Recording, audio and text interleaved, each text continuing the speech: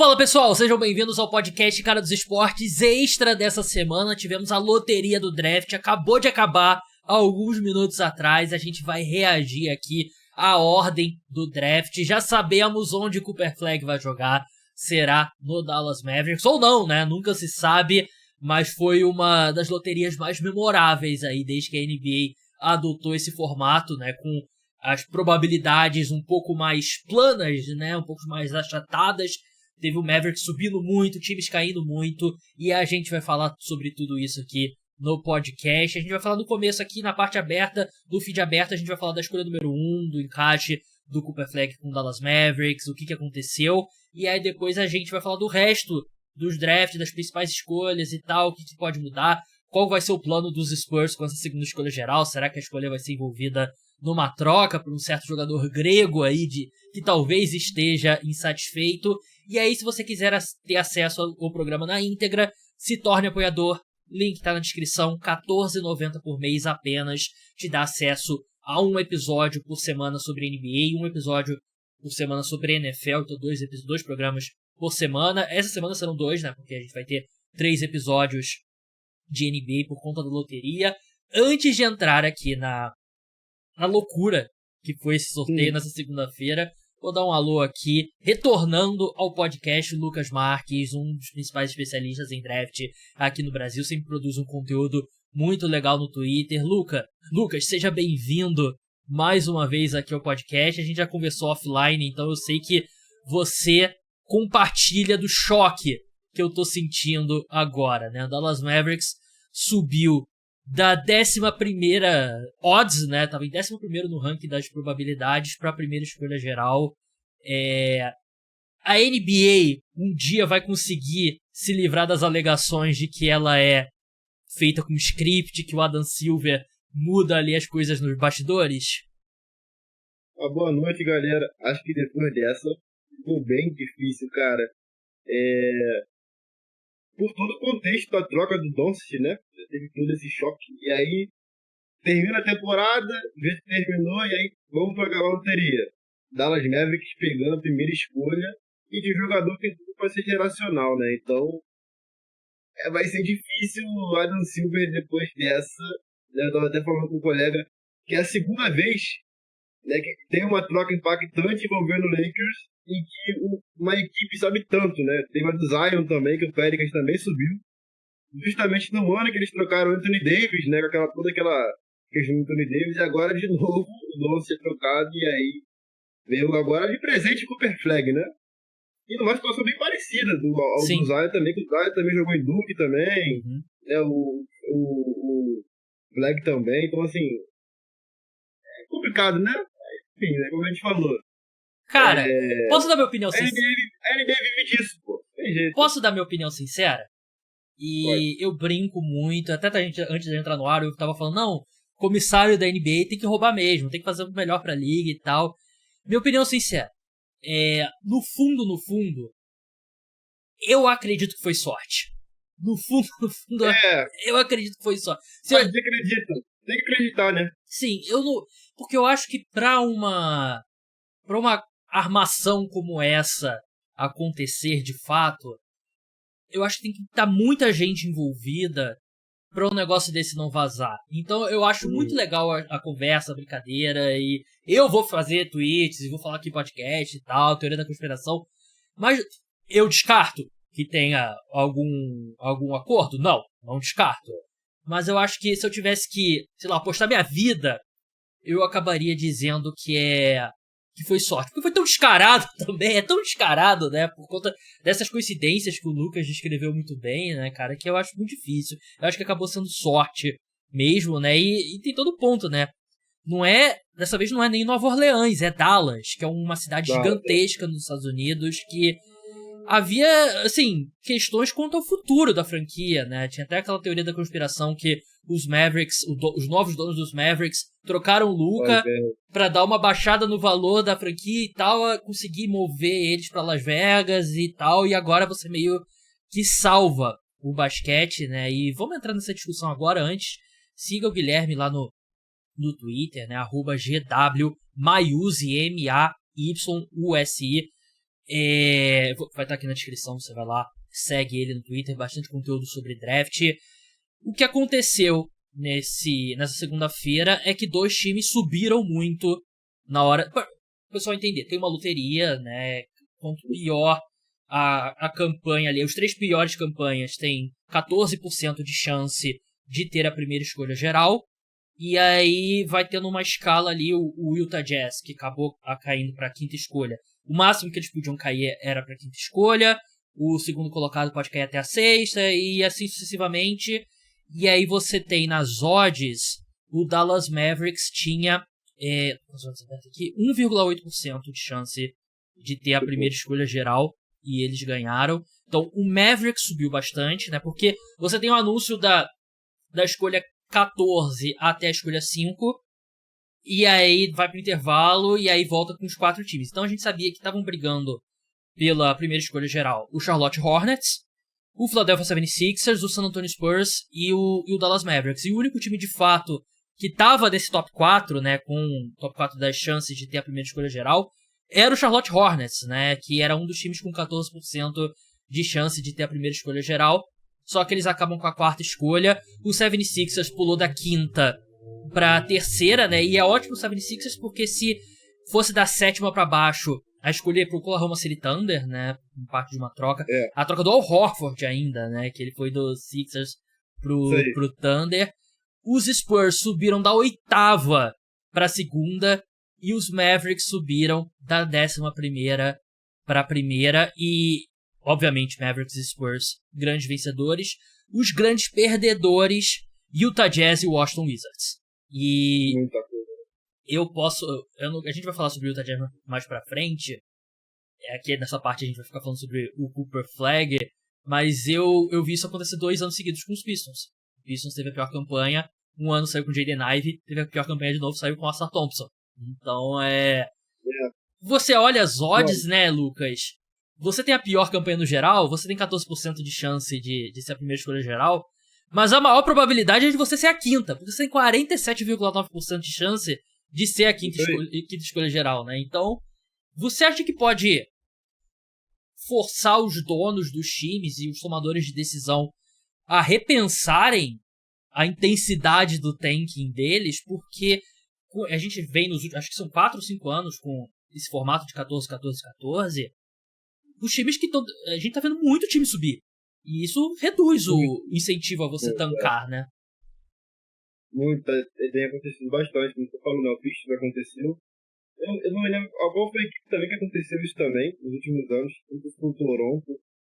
Eu não sei, eu não lembro agora. Tem acontecido com frequência. Tem acontecido com frequência.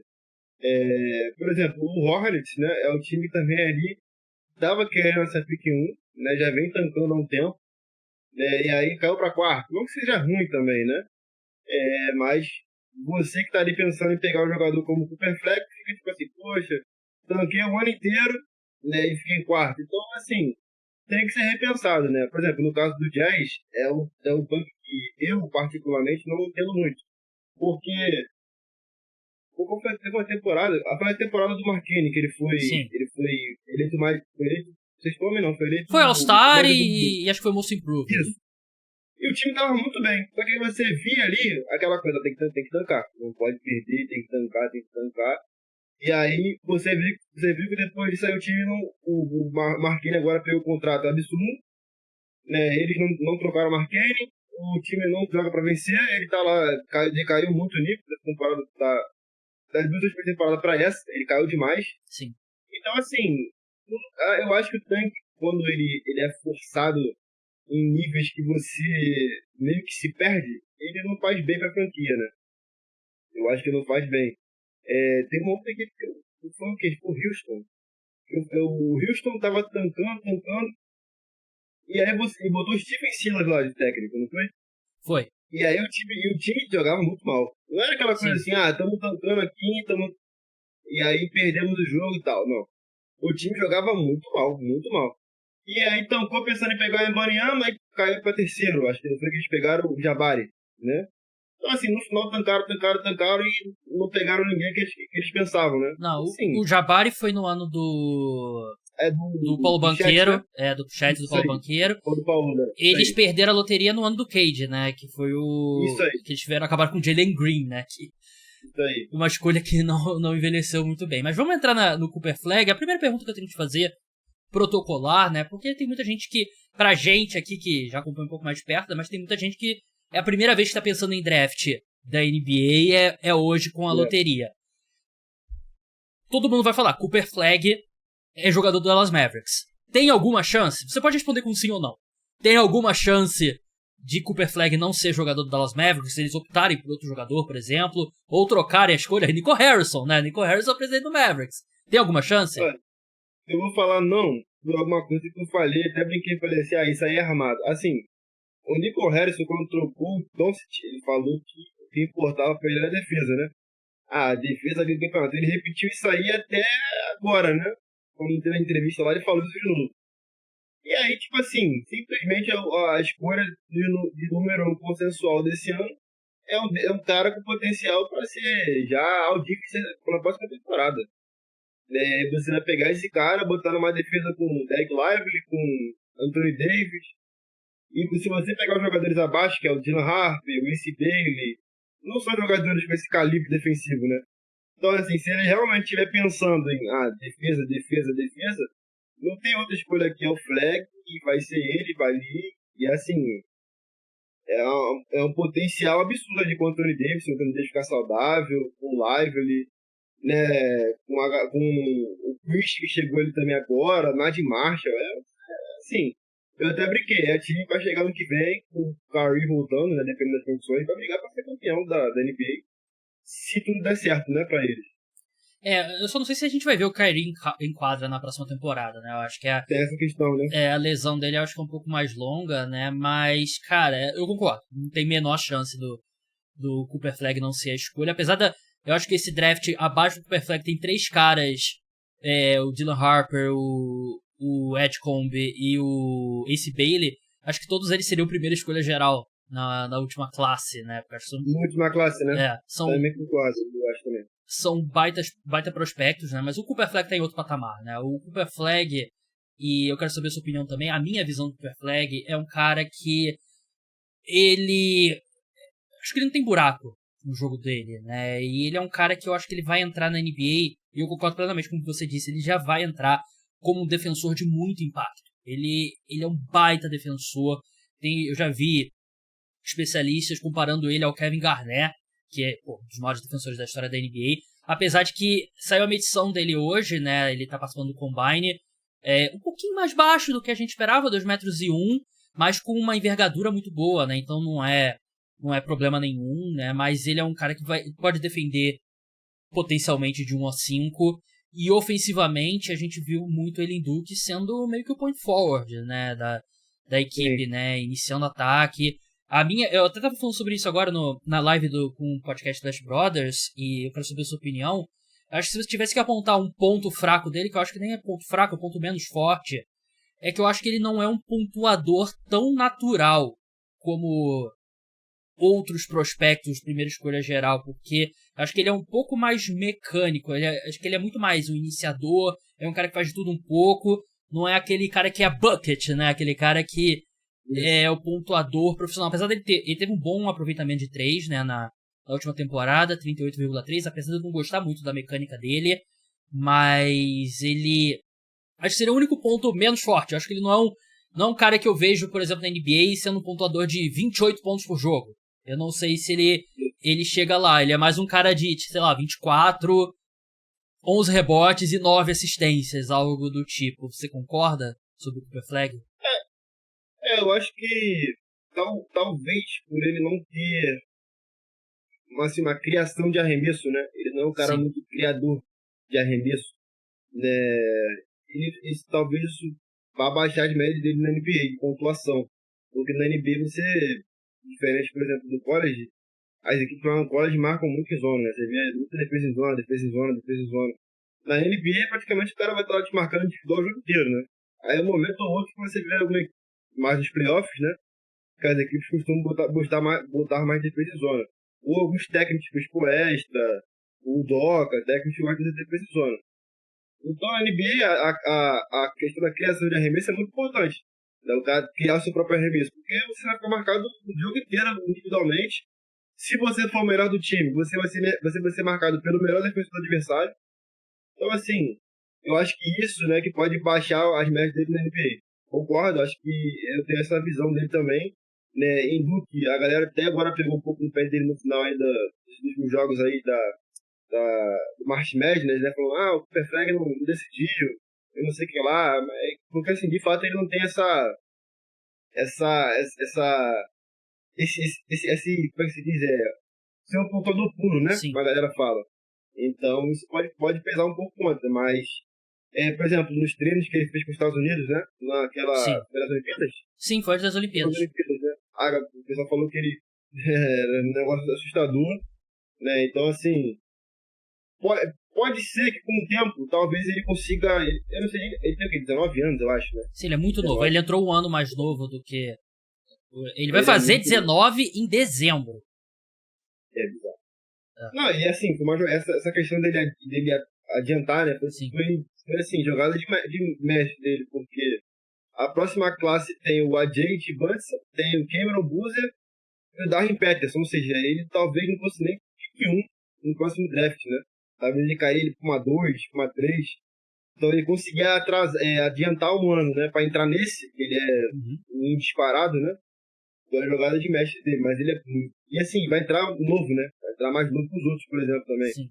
Eu acho que pra ele, que ele já tá muito desenvolvido fisicamente, né? Eu não acho que pra todo mundo funcionaria, Não, né? Porque, não funcionaria. e você citou esses treinos, né, da seleção dos Estados Unidos, e eu lembro de fazer vídeo, né, pro meu perfil e tal. Era bizarro como ele segurou fisicamente. E você não tá falando. Sim. Você tá falando dos melhores jogadores do mundo, né? Você tá treinando com o Anthony Davis, com o LeBron, com, os caras muito fortes e. Pesados, né? E ele segurou as pontas fisicamente, né, cara? E ele tinha 17 anos, agora ele tem 18. E eu acho que essa questão física dele realmente assusta, né? Porque ele é um tanque, ele é muito forte, ele tem os braços compridos, ele é muito veloz. Ele fisicamente. Pô, é absurdo que ele é com 18 anos, né? E ele já chega. Ele chega pronto na NBA fisicamente, né? É realmente assustador. E acho que, assim, projetando ele um pouco no Mavericks agora, Lucas, a gente sabe que o Anthony Davis ele tem uma resistência a jogar na posição 5 em tempo integral, né? Apesar de eu achar que é a melhor posição para ele. O ideal seria, na minha cabeça, Cooper Flag na 4, Anthony Davis na 5. Só que não é o que o Davis gosta, e os Mavericks têm 2 pivôs. Se bem que o Gafford vai ter que renovar e tal, não sei o quê, mas tem o Derek Lively também. Qual que você chutaria hoje que é o plano dos Mavericks? Será que a gente vai começar vendo o Cooper Flag na posição 3 de início, e aí dividindo os minutos dele entre a 3 e a 4? Ou será que a gente vai ver Mavericks já começando com Kyrie quando estiver saudável, na 1, o cadáver do Klay Thompson ali na posição 2, e aí... Como que você acha que vai ser? Você acha que Flag na 4 ou Flag na 3 com Davis e Derek Lively ou Daniel Gafford? Tem uma questão importante, né? Que aí eu acho que pode mexer aí no panorama do time do Dallas para a próxima temporada. Como você falou, tem a renovação do Gafford. Os reportes são que ele quer ser pago como um pivô titular, né? E daqui a pouco vai ter a renovação do Derek Lively. Acho que não vai demorar muito, não. Mais 2 temporadas. Mais 2 temporadas, né? E aí o que acontece? Eu já vi alguns reportes falando que o Dallas talvez poderia pensar em trocar o Gafford se fosse o caso. Acho que não sei se é deadline, algo assim. Né? Não é nada confirmado, né? É só uma suposição, um rumor. Mas é que talvez eles possam trocar o Gafford. Eu acho que o Anthony Davis vai ter que jogar na 5. Não vai ter muito jeito aqui não. Porque o time do Dallas já tem jogadores na posição 3, que é o PJ Washington, joga na 3 no time do Dallas hoje. Joga na 4 também, né? O cara que joga na 3 e na 4 ali. E tem o Nadir Marshall também, né? Então eles estão bem destacados ali de alas ali. Tem o Nadir Marshall, tem o P.J. Washington, tem o Clay que jogou na 3 também, tem o Dante Exum, que às vezes joga na 2 ou na 3, tem o Maxi Christie, tem uma galera ali. E eu acho que o Cooper Flag, assim, pensando pro time do Dallas, Cooper Flag e o Anthony Davis, talvez assim, falte arremesso, né? Aí, por exemplo, se você coloca Cooper Flag, Anthony Davis, Derek Lively, aí eu acho que fica pesado pro time do Dallas. Né? Acho que fica pesado, porque o Kyrie não vai começar a temporada, vai ser o Dinwiddie, né? Vai ser o Dinwiddie, eu acho. Aí vai ter o Klay Thompson, então vai faltar arremesso nesse time aí, espaçamento, né? Então, eu acho que a gente vai ver o Cooper Flag na 4, o Anthony Davis na 5, o P.J. Washington na 3, e aí acho que vai ficar entre um ali sobrando uma vaga ou pro Gafford ou pro da Lively. Se eu fosse apostar, vai ser pro Lively, né? E aí o Gafford ou vai ser trocado, ou até mesmo, né, pensando em eles trazerem um armador, né, um outro armador pro banco, ou alguém assim, né, porque o mercado do Gafford tem na liga, né, então vamos ver, acho que essa pick 1 aí, o Flag, muda muito o cenário do Dallas para a próxima temporada, né, porque a gente já falava assim, esse time saudável pode brigar, né, pra ser campeão e tudo mais. Agora, com um cara de 19 anos, você ganha uma janela aí de 10 anos, tranquilamente, e já tendo jogadores para ser campeão agora, né? Então, assim, acho que assim, se a gente for considerar que foi sorte, né? O Nico Harrison tirou o 10, assim, porque ele fez uma troca, todo mundo falou assim, bom, o Dallas agora pode ser campeão. Né? O Anthony Davis, o Christie, o Kyrie, o P.J. Washington, tem a defesa, tem ataque. E você ganha um Flag, que pode estar 10, 15 anos de NBA ainda pela frente. Sei lá, tô até agora assim, atônito, ainda não consegui raciocinar direito não, tudo que pode acontecer na próxima temporada com o Dallas. Né? Cara, é bizarro mesmo, é bizarro. É um time que tem problemas, né? Vai precisar encontrar o cara. Eu acho que o Cooper Flag até ajuda porque ele consegue ser um playmaker secundário, eu acho, na NBA, né? Então ele ajuda nesse ponto já o time, né? Mas o time sem o Kyrie provavelmente a próxima temporada inteira vai ser complicado, né? Mas vamos seguir falando aqui dos outros times. Antes eu me despeço do pessoal que tá no feed aberto, né? Se torne apoiador para ter acesso ao podcast na íntegra. E siga lá também o Guilherme, né? No GW Maiuse com Y.